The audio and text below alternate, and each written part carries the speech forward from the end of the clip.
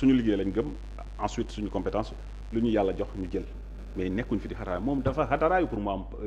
mu dégg monsieur le ministre bi nii donc je peux pas comprendre quelqu'un comme ça il se prend comme un donneur de leçon te Dieu sait que fu ma ko teg moom xam na ko fu ma ko tegoon xam na ko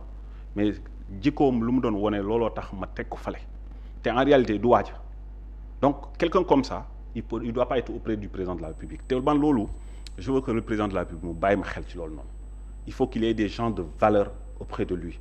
par contre nag on le rattache avec d'autres personnes yoo xamante ne dañ jàpp ni ñu Barrow ñoo bokk ñoom lañ jàpp ñooy bouclier président il y a une différence kon Barrow melul noonu non il y a des gens qui ont fait des communications yoo xamante ne ce sont des communications gauche ay erreurs la man je ne suis pas dans la radicalité moom mii xam na ko waa bureau national xam nañ ko man je ne suis pas dans la radicalité parce que man je peux commettre une erreur de communication quelqu'un d'autre peut le faire mun nañu am ay contradictions ñu def ay débats mais quand tu vas jusqu'à qualifier tout le parti politique ou bien tout le bureau majorité bi yëpp nga ne leen ñoom ay messianistes lañ quoi ñun dañoo jàpp ni le président Ousmane Sonko yonanti la quoi wala messie la quoi mais ñun ku ñu xam suñu tawhiid fu mu yegg mais ñu mënoo xalaat sax lu mel ni loolu noonu par contre ñun njiit dañ koy nangul ku yàlla jiital dañ koy nangul jusqu'à ce que suñu borom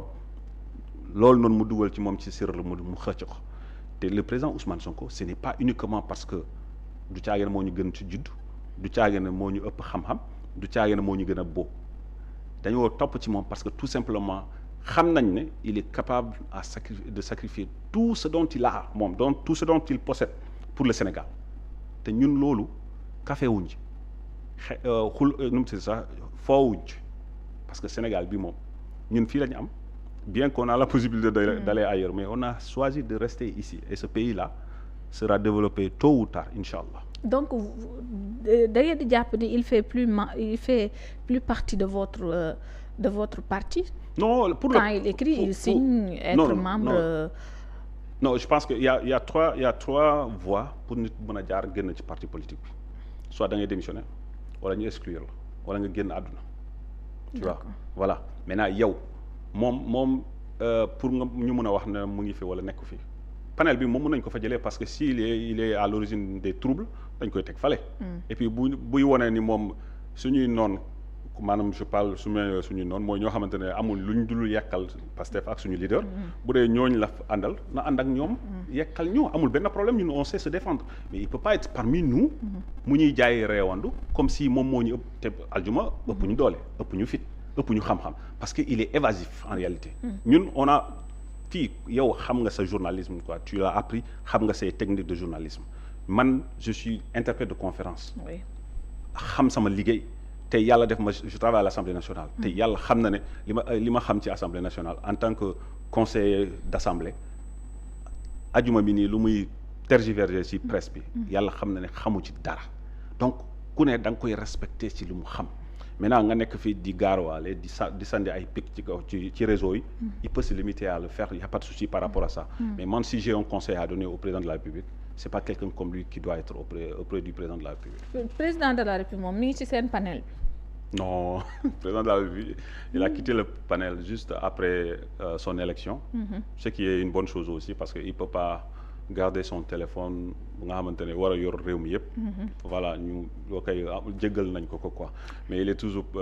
membre du parti aussi bien que Aldiouma Sarr si boppam j'espère que xelam dina dellu si un jour. Parce que des questions mi ngi ñëw pourquoi yenn ministres yi ñi jàpp ni même su fekkee ñoom ñi ngi considérer ñi ngi ci parti parce que procédure bi tax ñu mën a génn. non ils sont ko à part Fofana mi démissionné. Ils ne représentent plus le parti dans le gouvernement. Selon comment on le dit la note sortie par le COMEX. Oui. Voilà mais en tant que membre du parti loolu il faut une procédure jusqu'à l'exclusion ou à une démission. Je vous donne un exemple, le cas de Bala Moussa. Il l'a fait savoir sur le plan public sur ses pages que lui il démissionne du parti. Même loolu sax il faut que l'acte soit pris par le parti. Acté guñ ko. Exactement non. D'accord. Jusque là ñun on peut le considérer comme membre du parti jusqu'à ce que acte bi ñu acté ko au niveau du parti à travers le président du parti. alors tey yow mi nga xamante ni bu ñuy ñëwee ci séparation bi proche nga ci Diomaye proche